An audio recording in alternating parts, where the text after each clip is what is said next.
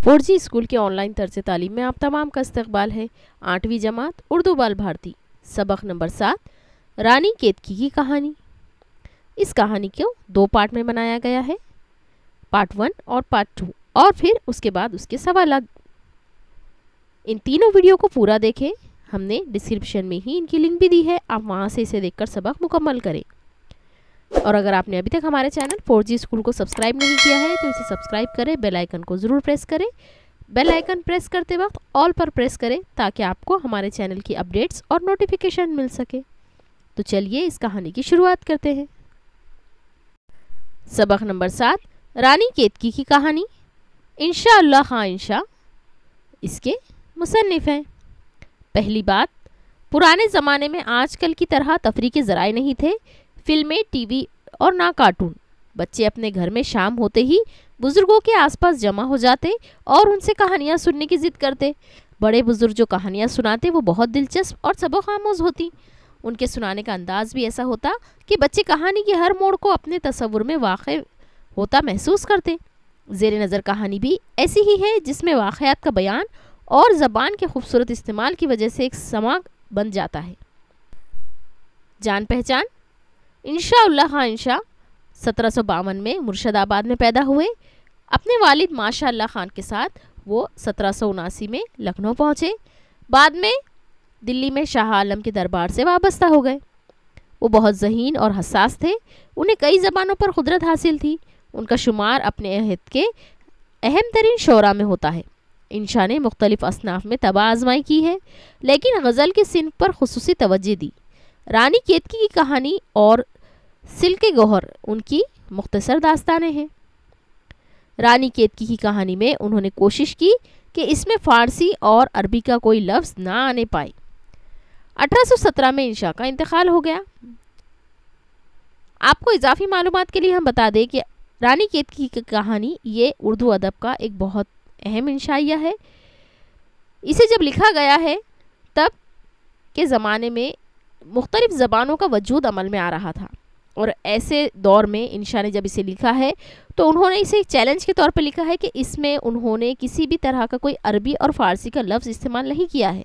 हालांकि ये उर्दू ज़बान में तहरीर है, लेकिन कुछ लोग इसे हिंदी भी तसव्वुर करते हैं। रानी केतकी ये उर्दू का एक बहुत ही मशहूर, इसे नावल भी कहा जा सकता है या दास्तान, इब्तिदाई दास्तान, यानी जब दास्तानें लिखना शुरू की गई है। दास्तान अफसानवी अदब में दास्तान सबसे क़दीम सिन्फ है। बुनियादी तौर पर दास्तान बयानिए का फ़न है जिसका ज़्यादा ताल्लुक़ सुनने सुनाने से रहा है। दास्तान कहानी बयान करने का एक स्लोब है जिसमें चंद मरकज़ी किरदारों को पेश आने वाले वाक़े के गिर्द बेशुमार तवील व मुख्तसर वाक़यात मुख्तलिफ़ किरदारों के ज़रिए बयान किए जाते हैं। दास्तान किसी एक वाक़े पर मबनी नहीं होती। दास्तान के तमाम वाक़यात आम तौर पर किसी मरकज़ी किरदार की ज़बानी बयान किए जाते हैं, और हर वाक़े के अहम किरदार दूसरे वाक़े के अहम किरदारों से मुख्तलिफ होते हैं। दास्तान गो दास्तान में शामिल क़िस्से को इस तरह ख़त्म करता है कि दास्तान सुनने वाले अगले वाक़े को सुनने के लिए बेचैन हो जाते हैं। इस तरह एक क़िस्से से दूसरा क़िस्सा निकलता चलता है। इसी वजह से दास्तान तवील होती चली जाती है।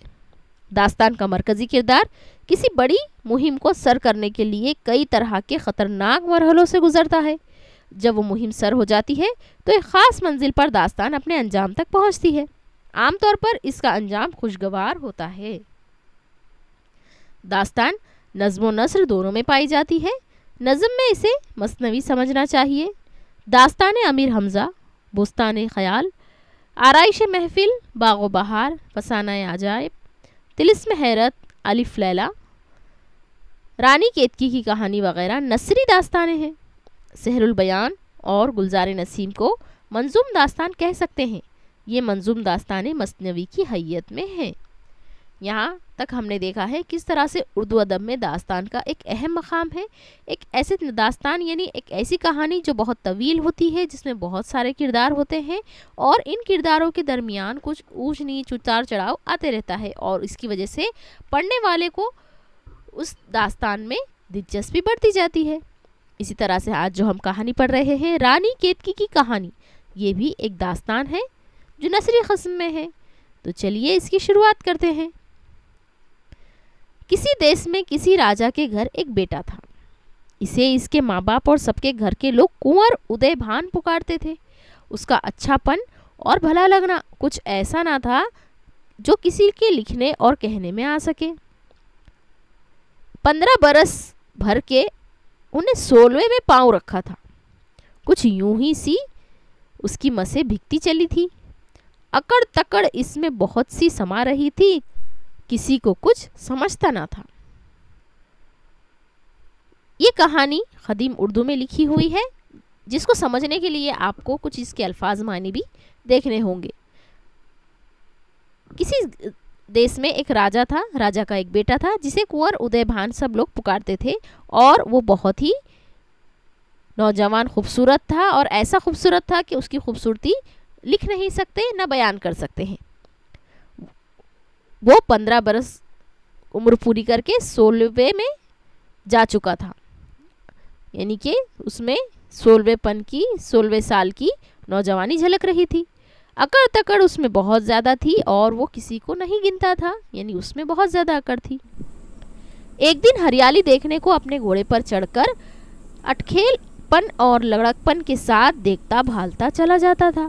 اتنے میں ایک ہرنی جو اس کے سامنے آئی تو اس کا جی لوٹ پوٹ ہوا. اس نے ہرنی کے پیچھے سبھی کو چھوڑ چھاڑ کر گھوڑا پھینکا.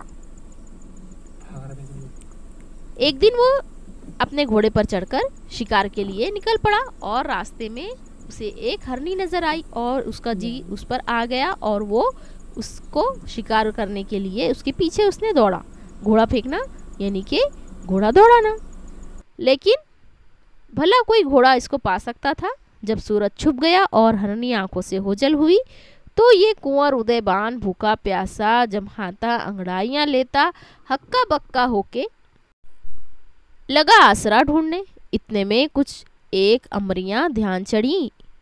ادھر چل نکلا تو کیا دیکھتا ہے 40-50 عورتیں جھولا ڈالے ہوئے جھول رہی ہیں اور ساون گاتیاں ہیں. جو ہی انہوں نے اس کو دیکھا تو تو کون کہہ کر چنگھاڑ سی پڑ گئی. اس کہانی میں یہ بتایا جا رہا ہے کہ ادے بان ایک دن شکار کے لیے نکلا تھا اور اسے ایک ہرن نظر آیا. اس کے پیچھے پیچھے وہ اپنا گھوڑا دوڑا کر اس کا شکار کرنے کے لیے جنگل میں چلا گیا. وہ ہرن تو غائب ہو گیا لیکن وہ راستہ بھول گیا. رات ہونے پر وہ آسرے کی تلاش میں بھٹکنے لگا. اتنے میں کچھ اسے امریاں یعنی کہ آم کے کچھ باغ نظر آئے. اس نے باغ کے قریب جا کر دیکھا تو 40-50 عورتیں وہاں پر جھولا جھول رہی تھی اور ساون گاتیاں یعنی کہ وہ گیت گا رہی تھی. اور جیسے ہی انہوں نے ادے بان کو دیکھا تو اجنبی انسان کو دیکھ کر وہ چنگار سی پڑ گئی. یعنی کہ وہ چوکنا ہو گئی کہ کون ان کے اس باغ میں گھس آیا ہے. یہاں تک ہم پارٹ 1 کے لیے رکیں گے. اس کے آگے کیا ہوا جاننے کے لیے دیکھیے پارٹ 2، جس کی لنک ہم نے ڈسکرپشن میں ہی دے رکھی ہے. آپ وہاں سے اسے دیکھیں اور پورا سبق یہ مکمل کریں. اس ویڈیو کو لائک کریں اور شیئر کریں.